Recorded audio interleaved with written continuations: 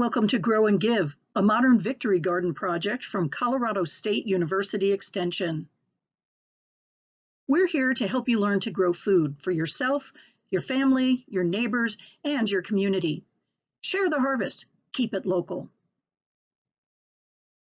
Insect pests of vegetable gardens. Thrips. Thrips are fringe-winged insects, and we have two types that are the most problematic in our vegetable gardens.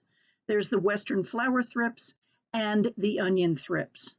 You can see here in the picture on the left why this is called a fringe-winged insect. They're very tiny, but when they're adults and their wings are unfurled, you can see that it has these hair-like filaments coming off of the wings, sort of like a fringe. And it is rather attractive, but the damage that they do to our garden is not fun at all. When adult thrips are laying their eggs, they're inserting them into the plant itself, typically in the fruit or in the growing tips of the stem or the branches. As the larva hatches, they feed in the immediate area, and it causes a distortion of the fruit, and it can cause distortion of emerging leaves.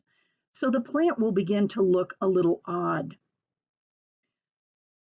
The problem with thrips is they also can transmit a disease called tomato spotted wilt virus.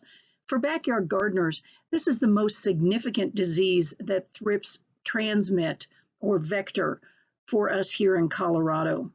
That can really harm our tomato plants, and unfortunately, once you get a population of thrips, which do overwinter in our area, once you get a population that has tomato spotted wilt virus as something that is a component of the insect body now, it will continue to renew that disease and that disease pressure year after year after year.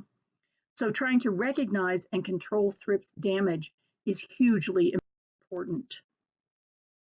Here's some images of what it looks like from the damage of laying their eggs, the ovipositioning into the fruit or the pea pod that you see here. It causes a little blemish, and it really does lead to some unattractive rotting in that immediate area.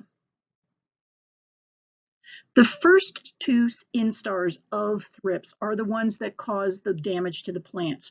They're the ones that are in the feeding stage. Albeit that they're tiny, you can recognize a lot of the damage that they do. How thrips feed is through a rasping mouth part, and they'll scuff off the surface cells of the plant, leaving a silvery trail behind, as you see here on the left.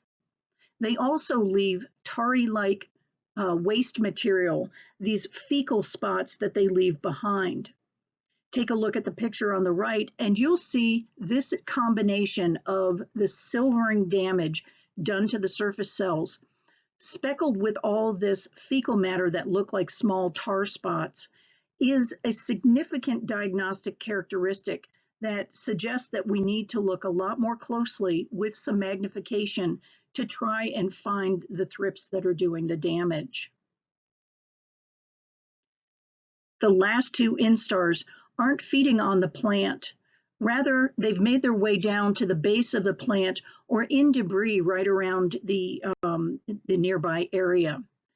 They're not feeding, however, they are completing their life cycle, and once they become adults, they'll repeat the damage to the plants. We can have several generations per year, and so thrips are a constant pressure on our gardens. Controlling thrips can be a little bit challenging. If the thrips do not have a disease that they're vectoring, and it's simply a little bit of damage to the plants, be aware that the plants themselves can grow beyond a certain amount of damage, so it may not be worth worrying about to try and control them. However, if you're in the southern part of the state and the thrips are really attacking a lot of the chili plants that you have, you may consider putting on floating row covers. Be aware that floating row covers, which are made from a very thin fabric, can keep pollinators away from the plant itself and that can be problematic. Also, it does heat up a little bit underneath these floating row covers, and in the high heat of summer, that too can be a little too much for the plants. So be cautious when using floating row covers. If you're using some type of a plastic mulch, using a colored mulch like blue or a reflective mulch can be successful sometimes in confusing thrips. They can't find the plant because of the color behind it, and therefore they move on. You might want to be cautious in making sure that if you're using one of these plastic mulches, that you are weighing it down on all the edges of the mulch itself so wind doesn't tease it up and blow it away to Kansas. There are some horticultural oils that can be useful, especially one made from the neem tree. Neem oil, if it still contains its azadirachtin, which is also a component of the neem tree, acts like a feeding disruptor, and it can cause or provide very good control for insects and thrips in general.